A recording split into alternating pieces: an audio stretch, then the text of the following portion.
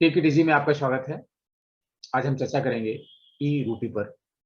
देश में digital currency की चर्चा अभी चली रही थी कि प्रधानमंत्री नरेंद्र मोदी ने ई रूपी लॉन्च कर दिया है। ई रूपी एक प्रीपेड वाउचर है जिसके बहुत फायदे हैं। शुरुआत में अभी इसे सिर्फ हेल्थ केयर सिस्टम में ज़्यादा इम्पोर्टेंस दी गई है, और इसलिए भी क्योंकि नेशनल हेल्थ एडमिनिस्ट्रेशन या अथॉरिटी और मिनिस्ट्री ऑफ हेल्थ और सोशल वेलफेयर इसके एक बहुत बड़े साझेदार हैं एनपीसीआई के साथ में।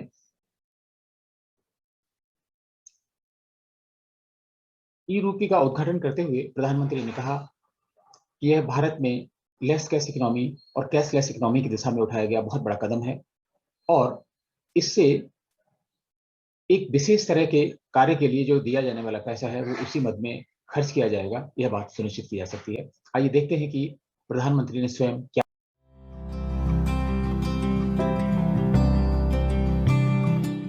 आज देश डिजिटल गवर्नेंस को एक नया आयाम दे रहा है। ई रूपी वाउचर देश में डिजिटल ट्रांजैक्शन को, डीबीटी को और प्रभावी बनाने में बहुत बड़ी भूमिका निभाने वाला है। इससे टारगेटेड, ट्रांसपेरेंट और लीकेज फ्री डिलीवरी में सभी को बड़ी मदद मिलेगी। 21वीं सदी का भारत आज कैसे आधुनिक टेक्नोलॉजी की मदद से आगे बढ़ रहा है, टेक्नोलॉजी को लोगों के जीवन में जोड़ रहा है, ई रूपी उसका भी एक प्रतीक है। और मुझे खुशी है कि ये शुरुआत उस समय हो रही है जब देश आजादी के 75 वर्ष पर अमृत महोत्सव मना रहा है।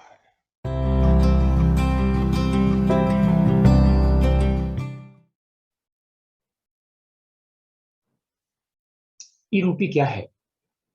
ई रूपी एनपीसीआई का डेवलप किया हुआ एक इंस्ट्रूमेंट है जिसे department of financial services, national health authority और ministry of health and social welfare के तत्वावधान में या उनके सहयोग से विकसित किया गया है।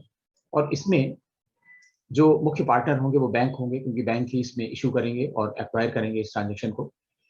और दो और पार्टियां होंगी, जो बेनिफिशियरी होगा, और बेनिफिशियरी से इस पैसे को अल्टीमेटली जो लास्ट लेग होगी जो पैसा प्राप्त करेगा, हॉस्पिटल होंगे, दूसरे संस्थान होंगे, दूसरे संगठन होंगे। इसके अलावा इसमें ऐसी क्या खास बात है? इसमें खास बात यह है कि यूजर्स इसको रिडीम कर सकेंगे किसी विशेष उद्देश्य के लिए जिसके लिए दिया गया है। इसका मतलब यह है कि इसमें ऑडिबिलिटी का फंक्शन है जो पर्पज स्पेसिफिक है किसी पर्सन को, यानी person specific and purpose specific, ये इसकी विशेषता है। और इसमें जो हम ये सुनिश्चित करना चाहते हैं कि पैसा जिस मद में दिया गया उसी मद में खर्च हो, ये बिल्कुल इंश्योर किया जा सकता है। और इसे बेनिफिशियरी को देना, प्रेषित करना बहुत ही आसान है। ये एसएमएस के थ्रू या क्यूआर कोड के जरिए उसको भेज दिया जाएगा, इसलिए इसकी ट्रांसमिशन कॉस्ट बहुत कम होगी या लगभग नहीं होगी। और ये कॉन्टैक्टलेस होगा, रिडीम करने में बहुत इजी होगा, सेफ होगा और सिक्योर होगा। और चूंकि एनपीसीआई के यूपीआई प्लेटफॉर्म पे बना हुआ है तो इसमें वही सारी सिक्योरिटी के फीचर्स हैं। जो बेनिफिशियरी है उसका डिटेल, उसके पर्टिकुलर डिस्क्लोज नहीं होंगे, वो इसमें कॉन्फिडेंशियल रहेंगे। और ट्रांजैक्शन जो है वो अपेक्षाकृत फास्ट होगा। फास्ट क्यों होगा अपेक्षाकृत? इसलिए फास्ट होगा क्योंकि इस इंस्ट्रूमेंट को जारी करने के पहले, इस ई वाउचर को जारी करने के पहले, यानी एसएमएस जाने के पहले या क्यूआर कोड जनरेट होने के पहले जो पैसा है वो बैंक ब्लॉक कर देगा। जो संगठन इसे इशू कराता है उसके अकाउंट में इस पैसे को ब्लॉक कर दिया जाएगा, तो इसे डिसऑनर होने का चांस नहीं है। अगर किसी टेक्निकल खराबी से कभी कोई ऐसी समस्या आती है तो उसके मामले रेयरेस्ट अमॉन्ग रेयर होंगे, जैसा यूपीआई में भी होता है। कोई प्रॉब्लम टेक्निकल आ सकती है, लेकिन ऐसे चांस नहीं है, इसलिए इसके डिसऑनर होने के चांस नहीं होंगे। और बहुत फास्ट प्रोसेस होगी, जिससे पेमेंट मिलना है उसको भी तुरंत पेमेंट मिल जाएगा, और जिस बेनिफिशियरी को देना है वो उसी उद्देश्य के लिए उसे रिडीम करा सकता है। ये इसकी विशेषता है। इस ई रूपी के क्या बेनिफिट्स होंगे उन संगठनों के लिए, उन कॉर्पोरेट्स के लिए, उन कंपनियों के लिए, उन विभागों के लिए जो इसको इशू कराएंगे? तो उनके लिए सबसे बड़ा बेनिफिट तो यही है कि उन्हें कुछ भी मैनुअल नहीं करना है, कोई भी ट्रांजैक्शन अपने लेवल पे ना तो इनिशिएट करना है और ना ही कोई कॉस्ट इन्वॉल्व करनी है। उनको सिंपली एक लिस्ट बेनिफिशरीज की अमाउंट बताते हुए बैंकर्स को दे देनी है। बैंकर एसएमएस स्ट्रिंग जनरेट कर देंगे, क्यूआर कोड जनरेट कर देंगे, और ये एसएमएस और क्यूआर कोड सीधे बेनिफिशरी को पहुंच जाएगा। उनका आइडेंटिफिकेशन उनके मोबाइल नंबर से हो जाएगा, और इसका पूरा रिकॉर्ड जो संगठन इसे रिक्वेस्ट करता है इशू करने के लिए, उसके पास भी पहुंच जाएगा। और संगठन के लिए सबसे बड़ा फायदा है कि आज की स्थिति में जैसे चेक इशू करे, ड्राफ्ट इशू करे या इलेक्ट्रॉनिक फंड ट्रांसफर करता है, तो भी उसको अपने इंटरनेट बैंकिंग से और फाइल अपलोड करना, फिर ये इंश्योर करना कि उनको मिल गया है, एक्नॉलेजमेंट लेना, और जो फेल ट्रांजैक्शन है उनको फिर अपलोड करना। इसके बाद भी उनको ये पता नहीं रहता है कि ये पेमेंट हो गया है या नहीं हो गया है। लेकिन इस सुविधा में वो इस ई वाउचर को, इस ई रूपी को, जो प्रीपेड वाउचर है, इसको ट्रैक कर सकते हैं कि वो किस स्टेज पे है, बेनिफिशियरी ने इसका भुगतान लिया है या नहीं लिया है। और जब बेनिफिशियरी को इसका भुगतान हो जाएगा तो उसका एक्नॉलेजमेंट भी उस संगठन के पास आ जाएगा। तो एक तरीके से उसकी रसीद हो जाएगी, जो रिसीट होगी। तो इस तरीके से बहुत सारे बेनिफिट हैं। और जब इतने सारे बेनिफिट हैं तो इन कंपनियों के लिए जो अपने कर्मचारियों के लिए तमाम कर्मचारी कल्याणकारी योजनाएं लागू करती हैं, वेलफेयर स्कीम्स के लिए बहुत सारी आईटी कंपनीज हैं, डिफरेंट डिफरेंट वाउचर्स अपने एम्प्लॉइज को देती हैं। इसमें पर्पज स्पेसिफिक है। अगर कोई भी कंपनी इंश्योर करना चाहती है कि जो पैसा दिया जा रहा है वो उसी उद्देश्य के लिए खर्च किया जाए, तो ये वाउचर, ये ई रूपी बहुत ही लाभकारी है। अब अभी की हाल की स्थिति यह है कि 1600 से ज्यादा हॉस्पिटल्स देश में, बड़े बड़े शहरों में, ऑफकोर्स अभी छोटे शहरों तक नहीं पहुंचे हैं, धीरे धीरे पहुंच ही जाएंगे। तो उनको बेनिफिट क्या है कि उनको भी बिल्कुल हैसल फ्री पेमेंट हो जाएगा, बिकॉज वो अल्टीमेट बेनिफिशियरी हैं इसके। अगर किसी व्यक्ति को कोई पैसा दिया गया है हेल्थ की सुविधा प्राप्त करने के लिए, किसी ऑपरेशन के लिए, बहुत सारी ग्रांट्स मिलती हैं, बहुत सारा अनुदान केंद्र और राज्य सरकारें देती हैं, खासतौर से केंद्र सरकार देती है। तो उसमें अगर ये हेल्थ का वाउचर है, किसी के मोतियाबिंद का ऑपरेशन करने के लिए दिया गया है, किसी को और क्रिटिकल डिसीज के लिए दिया गया है, तो वो उसी जो ऑथराइज्ड हॉस्पिटल हैं वहां पर जाके इसको रिडीम करवा सकता है, अपना इलाज कराएगा और उसके बदले में इस वाउचर को रिडीम करवा देगा। तो इस तरीके से फायदा है। हॉस्पिटल्स के लिए भी एश्योर्ड पेमेंट है, इसमें कोई डिसऑनर होने का चांस नहीं है, क्योंकि जो इसका अमाउंट है ई रूपी का, ई वाउचर का, वो पहले से ही बैंक के पास उपलब्ध है, तो डिसऑनर होने का कोई चांस नहीं। टेक्निकल एरर्स भी कम से कम है, क्योंकि ये यूपीआई के प्लेटफॉर्म पर बना हुआ है, जो बहुत ही रोबस्ट प्लेटफॉर्म है, इसलिए इस तरह की कोई टेक्निकल डिफिकल्टीज की भी संभावना नहीं है। और दूसरी, इसकी जो रिडम्पशन की प्रोसेस है बहुत क्विक है। अगर इस तरह के ऑर्गेनाइजेशन कार्ड से पेमेंट लेते हैं तो उनको कुछ ना कुछ कार्ड, जो इंटरमीडिएटरीज हैं कंपनी, वीजा और मास्टर कार्ड, उनको कुछ ना कुछ देना पड़ता है, बैंक जो है उनसे चार्ज करते हैं। लेकिन इस प्रोसेस में उनका कोई नुकसान नहीं है, वो पूरी की पूरी तरीके से रिडीम हो जाएगा। ये इसका मेजर बेनिफिट है संगठनों के लिए भी, और जो अल्टीमेटली बेनिफिशियर है इसका, उनको भी। जो कंज्यूमर हैं, जो बेनिफिशियरी हैं, सरकार जिनको ये ई वाउचर, ई रूपी या ये इस तरह का भुगतान एसएमएस स्ट्रिंग भेजेगी, क्यूआर कोड भेजेगी, उनको इसके क्या फायदे हैं? उनको फायदा ये है कि उनको कुछ भी इस एसएमएस स्ट्रिंग या क्यूआर कोड के अलावा अपने पास में कुछ भी नहीं रखना है। इसका प्रिंट आउट भी नहीं ले जाना है, जो अभी तक दूसरे वाउचर्स में होता है। इसका प्रिंट आउट भी नहीं ले जाना है। इसकी दो प्रोसेस है रिडम्पशन के लिए। जो पेमेंट से रिडीम करेगा उसको एक वेरिफिकेशन कोड प्राप्त होगा, उस वेरिफिकेशन कोड के थ्रू ही उसको भुगतान मिलेगा। और सबसे बड़ी बात है, कंज्यूमर के लिए सेफ और सिक्योर होगा। उसका बेनिफिशियरी का जो पर्सनल डिटेल है उसे बताने की जरूरत नहीं, बहुत कॉन्फिडेंशियल रहेगा। कार्ड में होगा लेकिन बहुत कॉन्फिडेंशियल रहेगा, इसलिए जो बेनिफिशियरी है उसकी पूरी प्राइवेसी मेंटेन होगी। इसके अलावा अभी तक जितने भी इस तरह के भुगतान होते हैं, चाहे वो क्रेडिट कार्ड से हो, डेबिट कार्ड से हो, इंटरनेट बैंकिंग से हो, इवन आधार बेस्ड पेमेंट्स हों, उनके लिए कोई ना कोई डिजिटल प्रेजेंस की आवश्यकता होती है, चाहे बैंक हो, चाहे वो कस्टमर सर्विस पॉइंट हो, पॉस हो या मोबाइल ऐप हो। इसमें कुछ भी ज़रूरत इस तरह के मोबाइल ऐप की ज़रूरत नहीं, इंटरनेट बैंकिंग की ज़रूरत नहीं, और ये भुगतान बहुत ही हैसल फ्री वे में जो अल्टीमेट बेनिफिशियरी है उसको पास ऑन हो जाएगा। तो ये कंज्यूमर को बेनिफिट है कि उसे कुछ भी नहीं करना, उसके लिए बहुत ही आरामदायक है और अ, सुविधाजनक है। और ज़ाहिर-सी बात है कि इस तरह की सुविधाओं के लिए लोग उम, इस तरह के प्रोडक्ट को अडॉप्ट करते हैं और इस प्रोडक्ट की लोकप्रियता बढ़ती है। जैसा कि पहले हम लोगों ने बात की, ये सिस्टम, ये जो तंत्र है, ये एनपीसीआई ने डेवलप किया है और किसकी रिक्वेस्ट पे किया है? ये national health authority, ministry of health social welfare ने इसके लिए रिक्वेस्ट किया। लेकिन इसकी जो मुख्य कर्ता-धर्ता हैं, इसके बहुत इम्पोर्टेंट जो पॉइंट है वो बैंक्स हैं। बैंक्स ही इन ई-रूपी को इश्यू करेंगे और वही इनको एक्वायर करेंगे। मीन्स इनको इश्यू करने के लिए भी उनकी भूमिका है और इनका भुगतान करने के लिए भी इनकी भूमिका है। आज की तारीख में 11 बैंक ऐसे हैं भारत के, जिनको इसके लिए अधिकृत किया गया है इश्यू करने के लिए वाउचर्स को। उनमें एक्सिस बैंक है, बैंक ऑफ बड़ौदा है, कैनरा बैंक है, एचडीएफसी बैंक है और आईसीआईसीआई बैंक है, IndusInd bank, Indian bank, Kotak bank, Punjab national bank, state bank of India, union bank of India, ये 11 बैंक हैं। और इनमें से 6 bank, axis bank, bank of Baroda, HDFC bank, Punjab national bank और स्टेट बैंक, ये एक्वायरर की भूमिका में है। मीन्स ये इनका भुगतान भी करेंगे क्योंकि इनके पास अपने अपने पेमेंट सिस्टम है। एसबीआई के पास योनो है, उस योनो के माध्यम से इनका भुगतान करेगा। तो ये एक लंबी चेन है, इसमें और भी बैंक जुड़ते जाएंगे और इसकी लोकप्रियता अगर बढ़ती है तो इसमें हो सकता है सभी नेशनलाइज्ड बैंक और मेजर जो बैंकिंग इंडस्ट्री के प्लेयर्स हैं वो सभी इसमें जुड़ जाएं, ये संभावना है। तो फिर इसका और भी ज़्यादा आसान हो जाएगा। जो कॉर्पोरेट हैं, जैसे इनकी संख्या बढ़ेगी, उनका नंबर भी बढ़ता चला।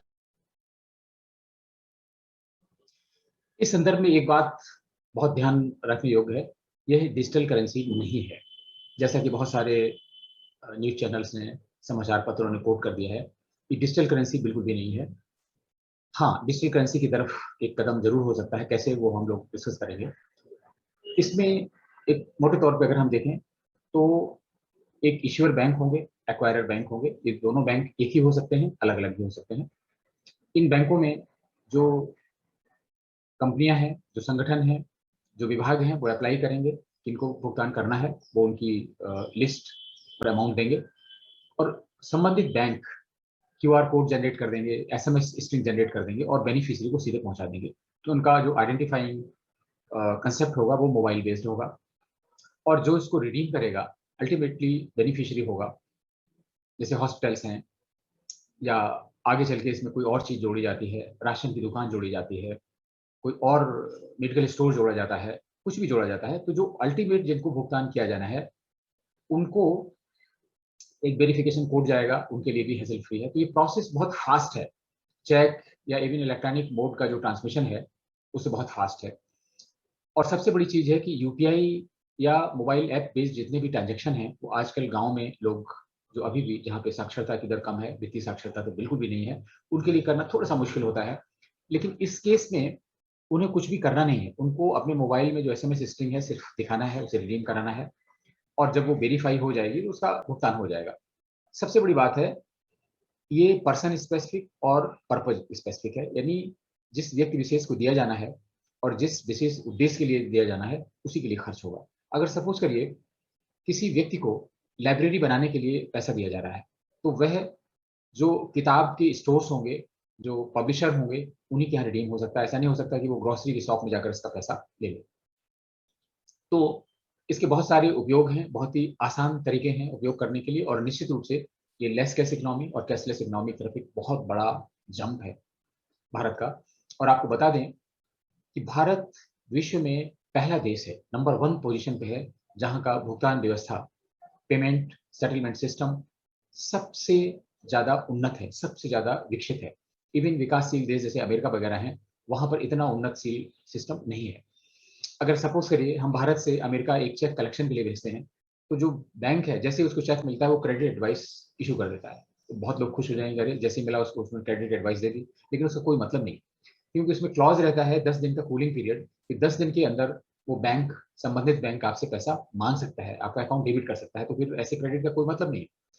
उसके विरुद्ध अगर आप भारत में देखें, तो जो हाई वैल्यू क्लियरिंग है दिन में 2 बार होती है, और जहां एक क्लियरिंग भी है किसी भी अमाउंट के लिए, सुबह आपके पास पैसा आया, दिन में किसी भी समय पैसा आया, आप उसको रीयूज कर सकते हैं। आपने इंटरनेट बैंकिंग से या किसी और चैनल से इमीडिएटली उसको सर्कुलेट कर दिया, तो 24 घंटे के अंदर आप उस पैसे को हजारों हैंड्स में इधर से उधर हो सकता है, जो दूसरे देशों में आज भी संभव नहीं है।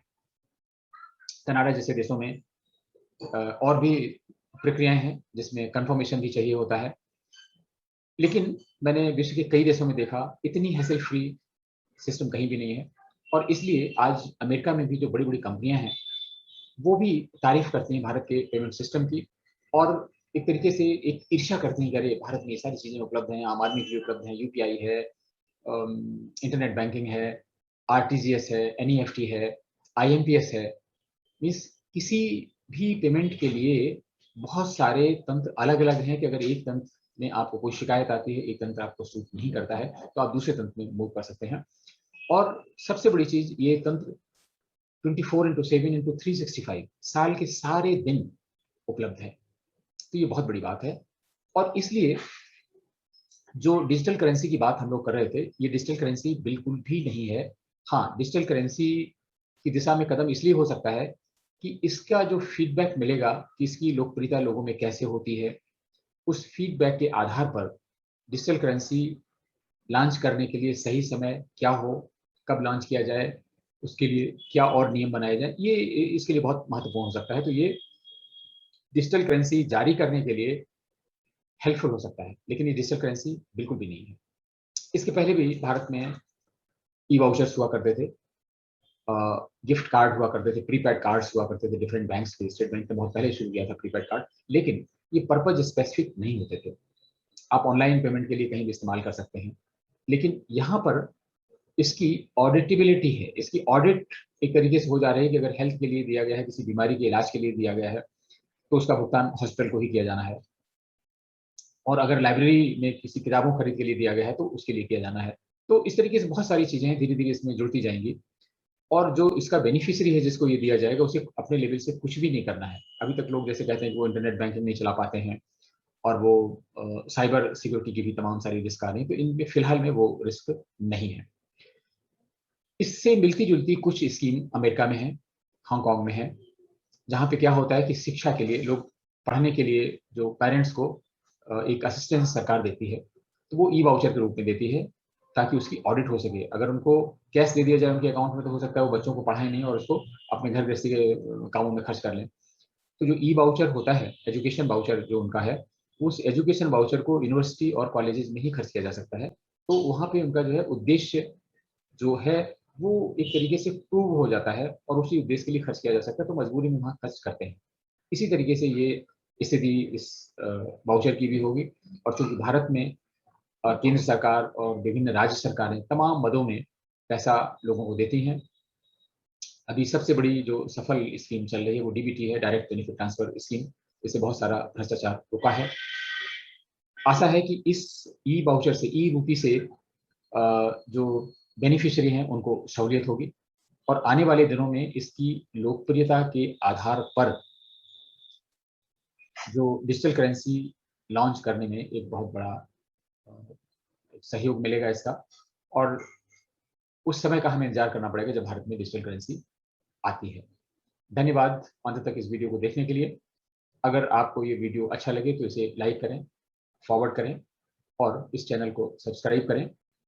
और फिर एक नए टॉपिक के साथ आपसे मुलाकात होगी, तब तक के लिए नमस्कार।